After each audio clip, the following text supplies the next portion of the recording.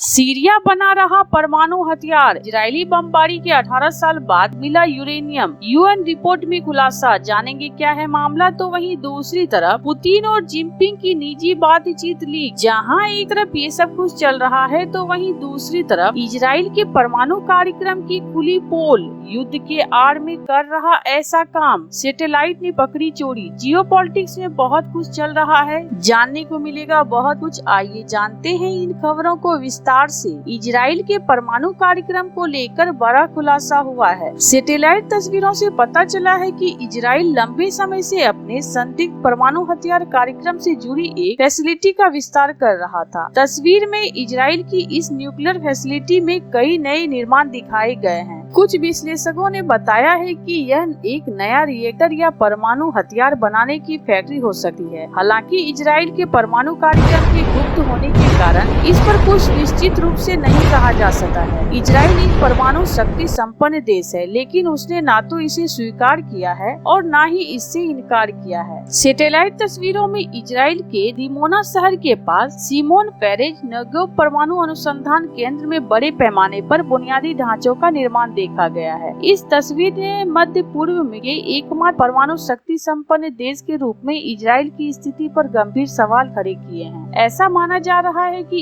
इस सैटेलाइट तस्वीर के आने के बाद अंतर्राष्ट्रीय स्तर पर इजराइल की आलोचना हो सकती है, क्योंकि उसने जून में ही अमेरिका के साथ मिलकर ईरान के परमाणु संयंत्रों पर बमबारी की थी। इजराइल ने डर जताया था कि ईरान इसका इस्तेमाल परमाणु हथियार बनाने के लिए कर सकता है। आपको बता दें कि यह निर्माण इजराइल के लंबे समय से संदिग्ध परमाणु हथियार कार्यक्रम से संबंधित है, क्योंकि यह डिमोना स्थित रिएक्टर के बहुत पास है, जहां कोई नागरिक बिजली संयंत्र नहीं है। हालांकि इस नए निर्माण के बारे में उनकी राय अलग अलग। ऐसे रिएक्टर प्लूटोनियम और परमाणु हथियारों के लिए एक अन्य महत्वपूर्ण पदार्थ का उत्पादन कर सकते हैं, लेकिन यह भी सुझाव दिया कि यह कार्य परमाणु हथियारों के संयोजन के लिए एक नई सुविधा से संबंधित हो सकता है। निर्माण अभी भी प्रारंभिक चरण में होने के कारण उन्होंने कोई निश्चित जानकारी देने से इनकार कर दिया। यह संभवतः एक रिएक्टर है, यह वर्तमान सबूतों को देखकर लगता है, लेकिन इनमें बदलाव भी हो सकता है। यह कल्पना करना बहुत मुश्किल है कि यह कुछ और है। तो वहीं दूसरी तरफ चीन दौरे पर पहुंचे रूसी राष्ट्रपति व्लादिमीर पुतिन का चीनी राष्ट्रपति शी जिनपिंग के साथ निजी बातचीत चर्चा में है। दरअसल बुधवार को जब पुतिन और जिनपिंग बीजिंग के कंधे से कंधा मिलाकर चल रहे थे, तब उनके बीच कुछ बातचीत हुई। इस बातचीत को दूरी खड़ी मीडिया में माइक से रिकॉर्ड कर लिया गया। यह किसी आधिकारिक बातचीत का हिस्सा नहीं था। ऐसे में लोगों को दिलचस्पी जगी कि आखिर दुनिया की दो प्रमुख महाशक्तियों के राष्ट्राध्यक्ष आपस में क्या बातचीत कर रहे थे। पुतिन एससीओ शिखर सम्मेलन के अलावा द्वितीय विश्व युद्ध की समाप्ति की 80वीं वर्षगांठ के अवसर पर आयोजित सैन्य परेड में शामिल होने चीन आए।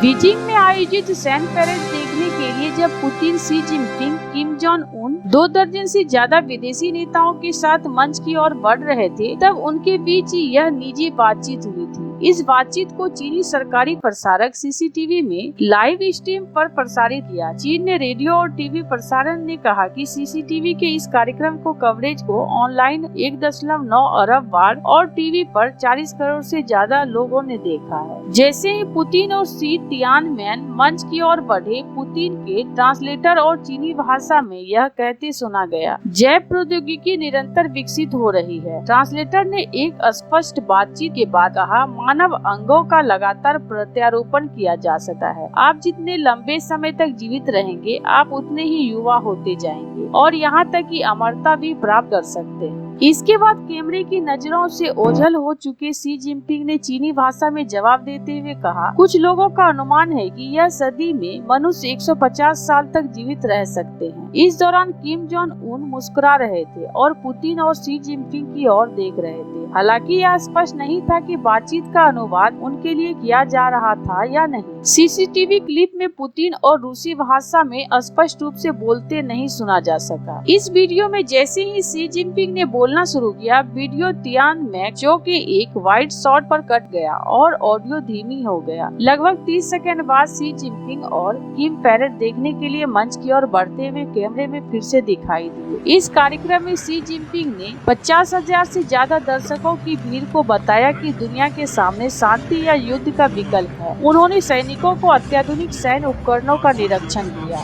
जहां एक तरफ ये सब कुछ चल रहा है तो वहीं दूसरी तरफ संयुक्त राष्ट्र की परमाणु निगरानी संस्था ने सीरिया में परमाणु हथियारों को लेकर बड़ा खुलासा किया है। अंतर्राष्ट्रीय परमाणु ऊर्जा एजेंसी ने कहा कि उसे सीरिया में एक ऐसी जगह पर यूरेनियम का अंश मिले हैं जिसके बारे में माना जाता रहा है कि वह पूर्व सरकार के गुप्त परमाणु कार्यक्रम का हिस्सा था। ऐसा माना जाता है कि बशर अल असद के कार्यकाल में सीरिया एक गुप्त परमाणु कार्यक्रम चला रहा था। इसमें पूर्वी डेर अल जोर प्रांत के उत्तर कोरिया द्वारा निर्मित एक अघोषित परमाणु रिएक्टर भी शामिल था। सीरिया पर पहले भी परमाणु हथियार बनाने के आरोप लगते रहे हैं। हालांकि पूर्ववर्ती बशर अल असद सरकार ने हमेशा से इसका खंडन किया। उन्होंने सार्वजनिक तौर पर कभी नहीं स्वीकारा कि उनका देश परमाणु हथियार विकसित करने का काम कर रहा है। सीरिया का यह परमाणु फैसिलिटी 18 साल पहले इजरायली हवाई हमले में पूरी तरह नष्ट हो गई थी। रेडिएशन फैलाने की वजह से इस साइट को बंद कर दिया गया था और सीरियाई सरकार ने भी इससे दूरी बना ली थी। आपको बता दें कि अंतर्राष्ट्रीय परमाणु ऊर्जा एजेंसी के महानिदेशक राफेल मारियानो ग्रोसी ने पहले बताया था कि सीरिया की कुछ गतिविधियां एजेंसी के अनुसार संभवतः परमाणु हथियारों से संबंधित थी। AIEA के प्रवक्ता फेडरिक डाहल ने कहा कि पिछले साल IAEA के वैज्ञानिकों ने डेयर अल जोर के 3 स्थानों पर दौरा किया और वहां से पर्यावरणीय नमूने लिए। बाद में विश्लेषकों ने पता चला कि इस तीनों स्थानों में से एक पर लिए गए नमूनों में मानव गतिविधियों में बने प्राकृतिक यूरेनियम कणों की एक बड़ी संख्या पाई गई है। उन्होंने बताया कि सीरिया के परमाणु संयंत्रों में मिले यूरेनियम के कण यूरेनियम अयस्क से यूरेनियम ऑक्साइड के रूप में परिवर्तित है। ऐसे में समझा जा रहा है कि इनका इस्तेमाल परमाणु ऊर्जा रिएक्टरों में किया गया होगा। हालांकि यह संवर्धित यूरेनियम नहीं है जिसका इस्तेमाल हथियार बनाने के लिए किया जाता है। पिछले साल जब असद सत्ता में आए थे तब